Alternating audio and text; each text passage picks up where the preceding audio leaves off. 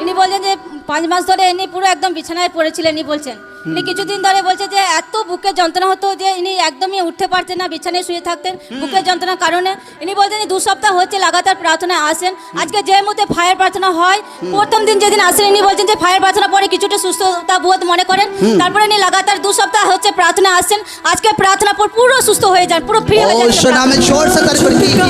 কি হয়েছিল আপনার লাইফে? আপনি বলুন কি হয়েছিল আপনার লাইফে? গাড়ি চালাতাম আগে ট্র্যাক্টর চালাতাম, তারপরে ধান কাটার মেশিন চালাতাম। চালাতে এই 5 মাস এই ফাল্গুন মাস থেকে এই পর্যন্ত আমি খুব অসুস্থর মধ্যে ছিলাম। আমাদের কল্যাণী বেল্টে সব রিপোর্ট করেছি, রিপোর্টে কিছু পাইনি। আচ্ছা, ওখান থেকে ডাক্তার আমাদের ছেড়ে দেওয়ার পরে আমাদেরকে বলে তোমরা হায়দ্রাবাদে চলে যাও। কি অসুবিধা হতো আপনার? আমার পেটের যন্ত্রণা, পেটের যন্ত্রণা এই দিকটা পুরো পেটের যন্ত্রণা। ডান দিকে আমি বসতে পারতাম না, শুতেও পারতাম না। বসে খালি দিয়াদের মাথায় বালিশ রেখে এই 5টা মাস 24টা ঘন্টা মাথা রেখে ঘুমাতেও পারতাম না। আচ্ছা, পারতাম না। আমার হাজবেন্ড সারাদিন আমার পাশে বসে থাকতো। হাজবেন্ড নাই ভাই, ওয়াইফ, সরি, আমার ওয়াইফ বসে থাকতো, মা কাঁদতো, আমার ছেলে কাঁদতো। ওখান থেকে রিপোর্ট করার পরে কিছু পাইনি বলে আমরা ওই টাইমগুলোতে আপনাদের পরিবার বহুত চিন্তায় ছিল, একদম চিন্তার মধ্যেই ছিল। তারা ভাবতো যে সুস্থ হচ্ছে না, কি হবে না হবে। হায়দ্রাবাদে গেছিলেন? হায়দ্রাবাদে পাঠিয়েছি। হ্যাঁ, দিয়ে এআইজি নার্সিং হোমে। হ্যাঁ, তারপর ওখান থেকে রিপোর্ট এখানে কিছু পাইনি বলে রিপোর্টটা হায়দ্রাবাদে ধরা পড়ে যায়। ওখান থেকে ধরা পড়ার পরে রিপোর্টে কি বলছিল, কি প্রবলেম হয়েছিল? আমাকে বলেছে তোমার ক্যান্সার হয়েছে। আমার ভাইপোকে দিয়ে বলিয়েছে। আচ্ছা, বলছে তোমার ক্যান্সার কোন জায়গাতে বলছিল? ক্যান্সার বলেছে তোমার এই বুকে রেখে। হ্যাঁ, ওই কারণেই ব্যথাটা হচ্ছে। ব্যথাটা হচ্ছিল।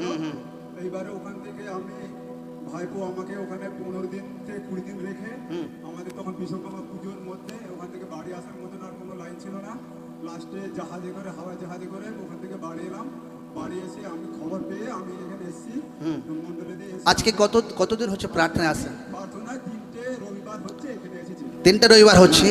মিডিলে বৃষ্টি হলো, হ্যাঁ আজকে রবিবার। হ্যাঁ, আজকে দাঁড়াতে পারছি, প্রার্থনা করতে পারছি। ओ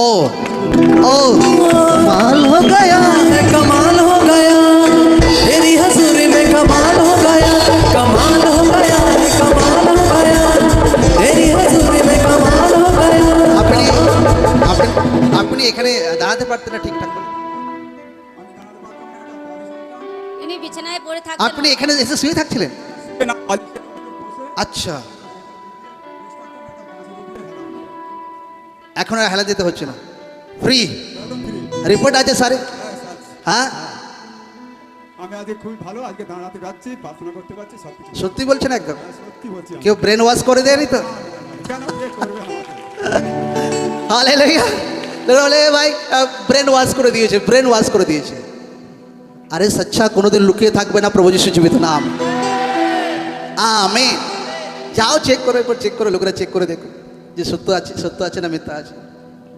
प्रभु जीवित ईश्वर, प्रभु जीवित ईश्वर, क्योंकि जिंदा खुदा है तू मेरा।